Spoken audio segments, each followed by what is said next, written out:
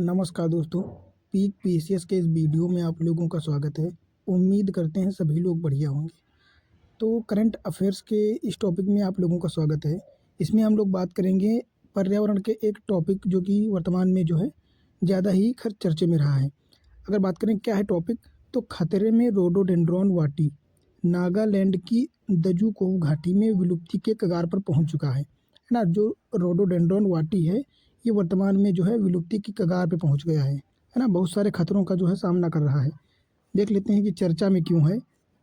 तो journal of threatened taxa में प्रकाशित एक अध्ययन में रोडोडेंड्रॉन वाटी के फूलने की फेनोलॉजी है ना, क्या फूलने की फेनोलॉजी पर जो है अध्ययन केंद्रित किया गया है। अगर बात करें क्या है, तो यह प्रजाति जलवायु परिवर्तन, मानव जनित गतिविधियाँ और जंगल की आग जैसी आपदाओं या समस्याओं के कारण जो है संकटग्रस्त हो गई है।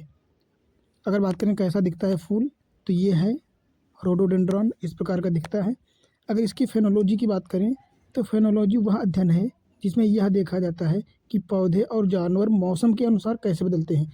तो ये पॉइंट बहुत ही इम्पोर्टेंट हो जाता है ना, ये कि पौधे और जानवर मौसम के अनुसार जो अपना बदलाव करते हैं, अपने व्यवहार में परिवर्तन ले आते हैं, इसको क्या कहते हैं, इसको ही उन चीज़ों की जैसे जानवर या पौधों का फेनोलॉजी कहलाता है।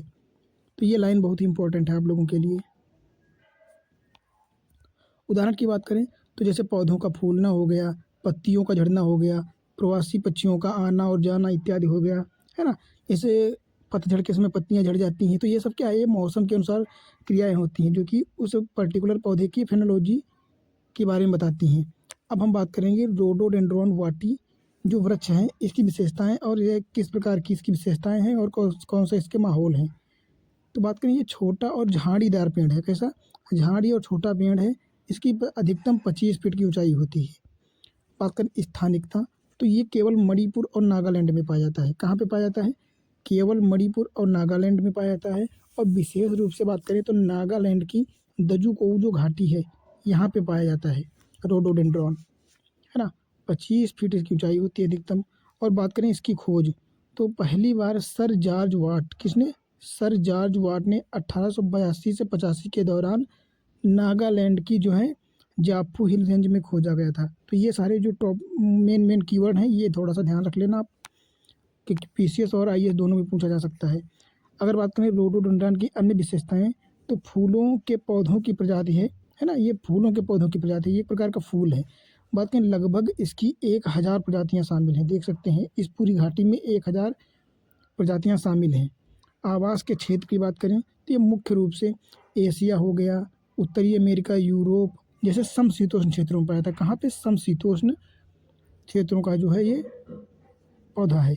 बात करें दक्षिण पूर्व एशिया और उत्तरी ऑस्ट्रेलिया के कुछ उष्णकटिबंधीय क्षेत्रों में भी पाया जाता है ना। तो क्वेश्चन पूछ सकता है कि केवल समशीतोष्ण क्षेत्रों में पाया जाता है, या ऑप्शन दे सकता है केवल उष्णकटिबंधीय, तो नहीं, मोस्टली जो है समशीतोष्ण क्षेत्रों में पाया जाता है, पर कभी कभी उष्णकटिबंधीय क्षेत्रों में भी जो है ये देखा जा सकता है।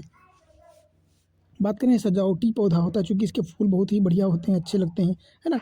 तो बड़े आकार और चमकीले रंग के कारण जो है बगीचों और पार्कों में इसका प्रयोग किया जाता है लोकप्रियता को बढ़ावा देने के लिए। बात करें वृक्ष की बनावट, तो सदाबहार या पर्णपाती झाड़ियाँ या छोटे पेड़ होते हैं। सदाबहार का मतलब जो पूरे साल बने रहते हैं, है ना। बात करें तो इनका तना जो होता है वो चौड़ा होता है और पत्ते सख्त होते हैं, है ना, थोड़ा सा टाइट होते हैं, ठोस होते हैं।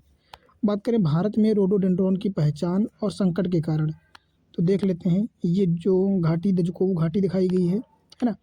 बात करें रोडोडेंड्रॉन जो है वाटी की विलुप्ति के प्रमुख कारण क्या हैं, तो एक तो पौधों की खराब जीवन क्षमता, है ना, कमज़ोर बीज हो गए, अंकुरण दर जो है कम हो जाती है, और मानव जनित गतिविधियाँ कौन कौन सी हो जाएंगी, जैसे कृषि हो जाएगा, शहरीकरण बढ़ रहा है, भूमि का उपयोग परिवर्तन हो रहा है ना, दलदली क्षेत्रों को ख़त्म किया जा रहा है, घाटियों में जो है नगर बसाए जा रहे हैं, तो इससे भी इनको नुकसान होता है।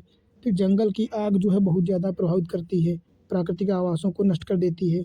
बात करें जलवायु परिवर्तन, तो तापमान और कम वर्षा में अस्थिरता के कारण जो है फूलने का समय जो है प्रभावित होता आता है, जिससे पूरे प्रजाति पर इसका प्रभाव दिखाई पड़ता है।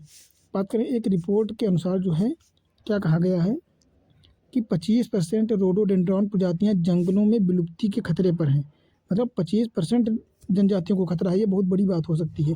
तो इसके संरक्षण की बहुत ही अति आवश्यकता है है ना। तो ये बहुत ही टॉपिक जो है हॉट टॉपिक में आ जाता है। अगला बात करें कि इसके संरक्षण के उपाय क्या हो सकते हैं।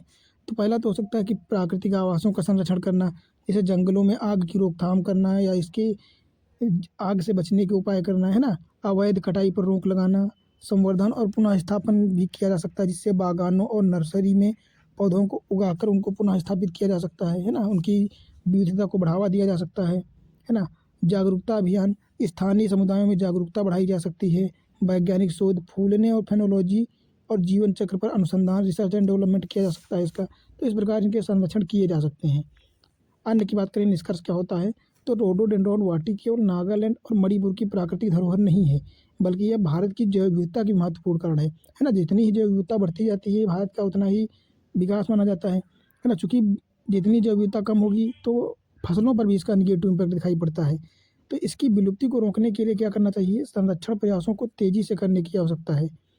यह न केवल पारिस्थितिक संतुलन बनाए रखने में मदद करेगा, बल्कि आगामी पीढ़ियों को भी प्राकृतिक सौंदर्य, है ना, इसका अनुभव करने का अवसर प्रदान करते हैं। तो इस प्रकार से जो है जैव विविधता के साथ साथ अन्य चीज़ों में भी निगेटिव इम्पैक्ट डालता है ये। फिर बात करें विलुप्ति के कारण और संरक्षण के बारे में, उपाय की जानकारी जो है बढ़ावा देना चाहिए लोगों को, है ना। और बस यही था, इतनी ही सारी इंपॉर्टेंस बातें थी इस जो है टॉपिक में। और उम्मीद करता हूँ ये टॉपिक आप लोगों को अच्छा लगा होगा और इससे कुछ ना कुछ तो आप लोगों को सीखने को मिला ही होगा, है ना। तो बस यही था, मिलते हैं फिर अगले टॉपिक में आपको। और वीडियो देखने के लिए आप लोगों का बहुत बहुत धन्यवाद। चैनल को सब्सक्राइब कर लीजिए ताकि ऐसे आने वाले और टॉपिक्स जो है आप लोगों को टाइम टू टाइम मिलते रहें।